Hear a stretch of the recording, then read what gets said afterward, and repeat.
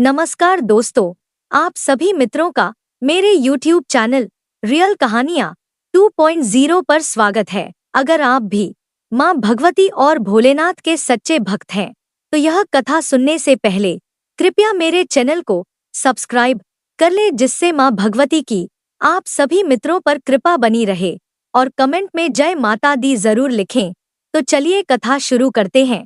तारा रानी की कथा को जो मनुष्य भक्तिपूर्वक पढ़ता या सुनता है, उसकी सभी मनोकामनाएं पूर्ण होती हैं, सुख समृद्धि बढ़ती है, शत्रुओं का नाश होता है। प्रिय मित्रों, बहुत समय पहले की बात है। प्राचीन काल में एक राजा था जिसका नाम स्पर्श था। वह माँ भगवती का बहुत बड़ा पुजारी था। वह रात दिन माँ दुर्गा की पूजा करता था।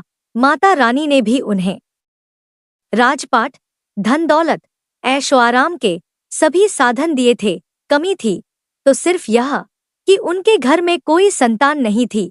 यह गम उन्हें दिन रात सताता था। वो माँ से यही प्रार्थना करते थे कि माँ उन्हें एक संतान दे ताकि उनका वंश चलता रहे। माँ भगवती ने उसकी पुकार सुन ली। एक दिन माँ भगवती ने स्वप्न में आकर राजा को में दर्शन दिए और कहा कि वे उसकी तेरी भक्ति से बहुत प्रसन्न हैं। उन्होंने राजा को 2 पुत्रियां प्राप्त होने का वरदान दिया। कुछ समय के बाद राजा के घर में एक कन्या ने जन्म लिया। राजा ने अपने राज दरबारियों को बुलाया, पंडितों और ज्योतिषों को बुलाया और बच्ची की जन्म कुंडली तैयार करने का हुक्म दिया। पंडितों और ज्योतिषियों ने उस बच्ची की जन्म कुंडली तैयार की और कहा, है राजन, यह कन्या तो साक्षात देवी है। यह कन्या जहाँ भी कदम रखेगी वहाँ खुशियाँ ही खुशियाँ होंगी। यह कन्या भी माँ भगवती की पुजारिन होगी। उस कन्या का नाम तारा रखा गया। थोड़े समय बाद राजा के घर वरदान के अनुसार एक और कन्या ने जन्म लिया। मंगलवार का दिन था। पंडितों और ज्योतिषियों ने जब जन्म कुंडली तैयार की तो उदास हो गए। राजा ने उदासी का कारण पूछा तो वे कहने लगे, महाराज, यह कन्या आपके लिए शुभ नहीं है। राजा ने उदास होकर ज्योतिषियों से पूछा कि मैंने ऐसे कौन से बुरे कर्म किए हैं जो कि इस कन्या ने मेरे घर में जन्म लिया है। उस समय ज्योतिषियों ने अपनी ज्योतिष लगाकर बताया और कहने लगे कि ये दोनों कन्याएं जिन्होंने आपके घर में जन्म लिया है, पिछले जन्म में राजा इंद्र की अप्सराएं थीं। इन्होंने सोचा कि हम भी मृत्युलोक में भ्रमण करें तथा देखें कि मृत्युलोक पर लोग किस तरह रहते हैं। दोनों ने मृत्युलोक पर आकर एकादशी का व्रत रखा। बड़ी बहन का नाम तारा था, छोटी बहन का नाम रुकमन। बड़ी बहन तारा ने अपनी छोटी बहन से कहा कि रुकमन, आज एकादशी का व्रत है, हम लोगों को आज भोजन नहीं खाना, तू बाजार जाकर फल ले आ। रुकमन बाजार फल लेने के लिए गई। वहां उसने मछली के पकोड़े बनते देखे। उसने अपने पैसों के तो पकोड़े खा लिए तथा तारा के लिए फल लेकर वापस आ गई। फल उसने तारा को दे दिए। तारा ने पूछा, बहन रुकमन, कि तू अपने लिए फल क्यों नहीं लाई? तो रुकमन ने बताया कि उसने मछली के पकोड़े खा लिए हैं। उसी वक्त तारा ने रुकमन को श्राप दिया, जा नीच, तूने एकादशी के दिन मांस खाया है, नीचों का कर्म किया है। जा, मैं तुझे श्राप देती हूँ, तू नीचों की योनि पाए। छिपकली बनकर सारी उम्र मांस ही खाए और कीड़े मकोड़े खाती रहे। उसी शहर में एक ऋषि गुरु गोरख अपने शिष्यों के साथ रहते थे। उनके शिष्यों में एक चेला तेज स्वभाव का तथा घमंडी था। एक दिन वो घमंडी शिष्य पानी का कमंडल भरकर खुले स्थान में एकांत में जाकर तपस्या पर बैठ गया। वो अपनी तपस्या में लीन था। उसी समय उधर से एक प्यासी कपिला गाय आ गई। उस ऋषि के पास पड़े कमंडल में पानी पीने के लिए उसने मुंह डाला और सारा पानी पी गई। जब कपिता गाय ने मुंह बाहर निकाला तो खाली कमंडल की आवाज सुनकर उस ऋषि की समाधि टूटी। उसने देखा कि गाय ने सारा पानी पी लिया था। ऋषि ने गुस्से में आकर उस कपिला गाय को बहुत बुरी तरह चिमटे से मारा। वह गाय लहूलुहान हो गई। यह खबर गुरु गोरख को मिली।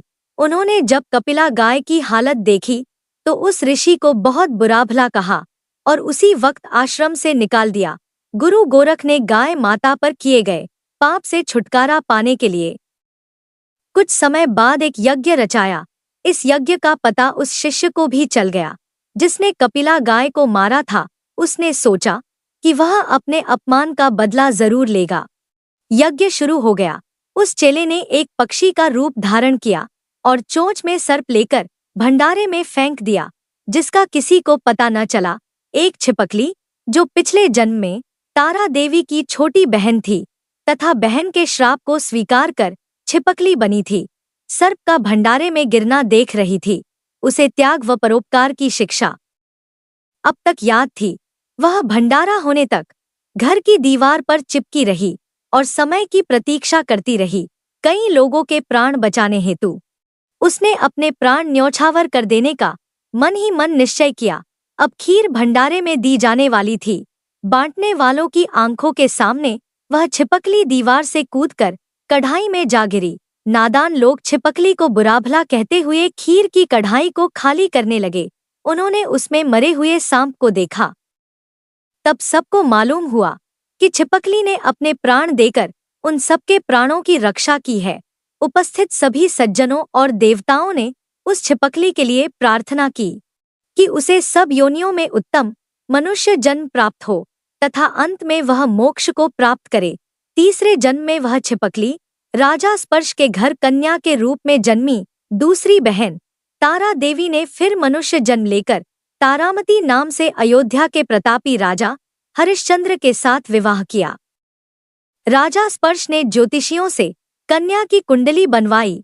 ज्योतिषियों ने राजा को बताया कि कन्या आपके लिए हानिकारक सिद्ध होगी, शकुन ठीक नहीं है, अतः आप इसे मरवा दीजिए। राजा बोले, लड़की को मारने का पाप बहुत बड़ा है, मैं उस पाप का भागी नहीं बन सकता। तब ज्योतिषियों ने विचार करके राय दी, हे राजन, आप एक लकड़ी के संदूक में ऊपर से सोना चांदी आदि जड़वा दें, फिर उस संदूक के भीतर कन्या को बंद करके नदी में प्रवाहित कर दीजिए। सोने चांदी से जड़ा हुआ संदूक अवश्य ही कोई लालच से निकाल लेगा और आपकी कन्या को भी पाल लेगा। आपको किसी प्रकार का पाप न लगेगा। और राजा स्पर्श ने ऐसा ही किया गया और नदी में बहता हुआ संदूक काशी के समीप एक भंगी को दिखाई दिया। वह संदूक को नदी से बाहर निकाल लाया। उसने जब संदूक खोला तो सोने चांदी के अतिरिक्त अत्यंत रूपवान कन्या दिखाई दी। उस भंगी के कोई संतान नहीं थी। उसने अपनी पत्नी को वह कन्या लाकर दी तो पत्नी की प्रसन्नता का ठिकाना न रहा।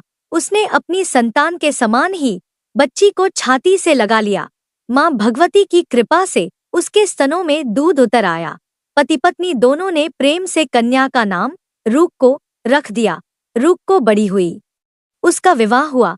रूक्को की सास महाराजा हरिश्चंद्र के घर सफाई आदि का काम करने जाया करती थी। एक दिन वह बीमार पड़ गई। रूक्को महाराजा हरिश्चंद्र के घर काम करने के लिए पहुंच गई। महाराज की पत्नी तारामती ने जब रूक्को को देखा तो वह अपने पूर्व जन्म के पुण्य से उसे पहचान गई। तारामती ने रूक्को से कहा, हे बहन, तुम मेरे यहाँ निकट आकर बैठो। महारानी की बात सुनकर रूक्को बोली, रानी जी, मैं नीच जाति की भंगिन हूँ, भला मैं आपके पास कैसे बैठ सकती हूँ। तब तारामती ने कहा, बहन, पूर्व जन्म में तुम मेरी सगी बहन थी। एकादशी का व्रत खंडित करने के कारण तुम्हें छिपकली की योनि में जाना पड़ा। जो होना था सो हो चुका। अब तुम अपने इस जन्म को सुधारने का उपाय करो तथा भगवती वैष्णो माता की सेवा करके अपना जन्म सफल बनाओ। यह सुनकर रूक्को को बड़ी प्रसन्नता हुई और उसने उपाय पूछा। रानी ने बताया कि वैष्णो माता सब मनोरथों को पूरा करने वाली हैं। जो लोग श्रद्धापूर्वक माता का पूजन व जागरण करते हैं, उनकी सब मनोकामना पूर्ण होती है। रूक्को ने प्रसन्न होकर माता की मनौती करते हुए कहा, हे माता, यदि आपकी कृपा से मुझे एक पुत्र प्राप्त हो गया तो मैं भी आपका पूजन व जागरण करवाऊंगी। माता ने प्रार्थना को स्वीकार कर लिया। फलस्वरूप 10वें महीने उसके गर्भ से एक अत्यंत सुंदर बालक ने जन्म लिया। परंतु दुर्भाग्यवश रूक्को को माता का पूजन जागरण कराने का ध्यान नहीं रहा। जब वह बालक 5 वर्ष का हुआ तो एक दिन उसे माता चेचक निकल आई। रूक्को दुखी होकर अपने पूर्वजन्म की बहन तारामती के पास आई और बच्चे की बीमारी का सब वृतांत कह सुनाया। तब तारामती ने कहा, तू जरा ध्यान करके देख कि तुझसे माता के पूजन में कोई भूल तो नहीं हुई। इस पर रुक्को को 6 वर्ष पहले की बात याद आ गई। उसने अपराध स्वीकार कर लिया। उसने फिर मन में निश्चय किया कि बच्चे को आराम आने पर जागरण अवश्य करवाएगी। मां भगवती की कृपा से बच्चा दूसरे दिन ही ठीक हो गया। तब रुक्को ने देवी के मंदिर में ही जाकर पंडित से कहा कि मुझे अपने घर माता का जागरण करना है, अतः आप मंगलवार को मेरे घर पधार कर कृतार्थ करें। पंडित जी बोले, अरे रुक्को, तू यही 5 रुपए दे जा, हम तेरे नाम से मंदिर में ही जागरण करवा देंगे। तू नीच जाति की स्त्री है, इसलिए हम तेरे घर में जाकर देवी का जागरण नहीं कर सकते। रुक्को ने कहा, हे पंडित जी, माता के दरबार में तो ऊंच नीच का कोई विचार नहीं होता। वे तो सब भक्तों पर समान रूप से कृपा करती हैं, अतः आपको कोई ऐतराज नहीं होना चाहिए। इस पर पंडित ने आपस में विचार करके कहा कि यदि महारानी तुम्हारे जागरण में पधारें तब तो हम भी स्वीकार कर लेंगे। यह सुनकर रुक्को महारानी के पास गई और सब वृतांत कर सुनाया। तारामती ने जागरण में सम्मिलित होना सहर्ष स्वीकार कर लिया। जिस समय रुक्को पंडितों से यह कहने के लिए गई, महारानी जी जागरण में आएंगी, उस समय सेन नाम का नाई वहां था। उसने सब सुन लिया और महाराजा हरिश्चंद्र को जाकर सूचना दी। राजा को सेन नाई की बात पर विश्वास नहीं हुआ। महारानी भंगियों के घर जागरण में नहीं जा सकती। फिर भी परीक्षा लेने के लिए महाराज हरिश्चंद्र ने उसने रात को अपनी उंगली पर थोड़ा सा चीरा लगा लिया, जिससे नींद न आए। रानी तारामती ने जब देखा कि जागरण का समय हो रहा है परंतु महाराज को नींद नहीं आ रही, तो उसने माता वैष्णो देवी से मन ही मन प्रार्थना की कि हे माता, आप किसी उपाय से राजा को सुला दें ताकि मैं जागरण में सम्मिलित हो सकूं। राजा को नींद आ गई। तारामती रोशनदान से रस्सा बांधकर महल से उतरी और रुक्को के घर जा पहुंची। उस समय जल्दी के कारण रानी के हाथ से रेशमी रुमाल तथा पांव का एक कंगन रास्ते में ही गिर पड़ा। उधर थोड़ी देर बाद राजा हरिश्चंद्र की नींद खुल गई। वह भी रानी का पता लगाने निकल पड़ा। उसने मार्ग में कंगन व रुमाल देखा। राजा ने दोनों चीजें रास्ते से उठाकर अपने पास रख ली और जहां जागरण हो रहा था वहां जा पहुंचा। वह एक कोने में चुपचाप बैठकर दृश्य देखने लगा। जब जागरण समाप्त हुआ तो सबने माता की अरदास की। उसके बाद प्रसाद बांटा गया। रानी तारामती को जब प्रसाद मिला तो उसने झोली में रख लिया। यह देख लोगों ने पूछा, आपने प्रसाद क्यों नहीं खाया? यदि आप न खाएंगी तो कोई भी प्रसाद नहीं खाएगा। रानी बोली, तुमने प्रसाद दिया, वह मैंने महाराज के लिए रख लिया, अब मुझे मेरा प्रसाद दे दें। अब की बार प्रसाद लेकर तारा ने खा लिया। इसके बाद सब भक्तों ने माँ का प्रसाद खाया। इस प्रकार जागरण समाप्त करके प्रसाद खाने के पश्चात रानी तारामती महल की तरफ चली।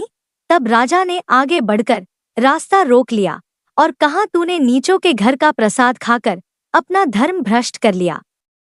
अब मैं तुझे अपने घर कैसे रखूं? तूने तो कुल की मर्यादा व प्रतिष्ठा का भी ध्यान नहीं रखा। जो प्रसाद तू अपनी झोली में मेरे लिए लाई है उसे खिलाकर मुझे भी तू अपवित्र करना चाहती है।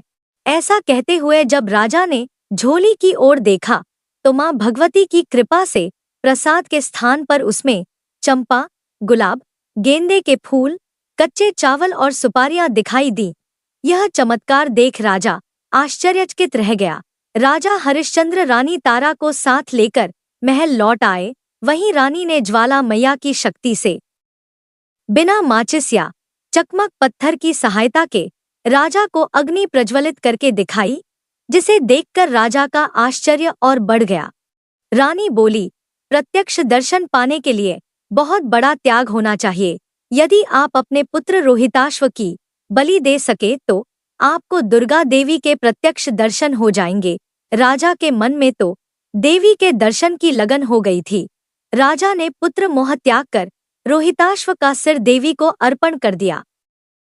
ऐसी सच्ची श्रद्धा एवं विश्वास देख दुर्गा माता सिंह पर सवार होकर उसी समय प्रकट को गईं और राजा हरिश्चंद्र दर्शन करके कृतार्थ हो गए।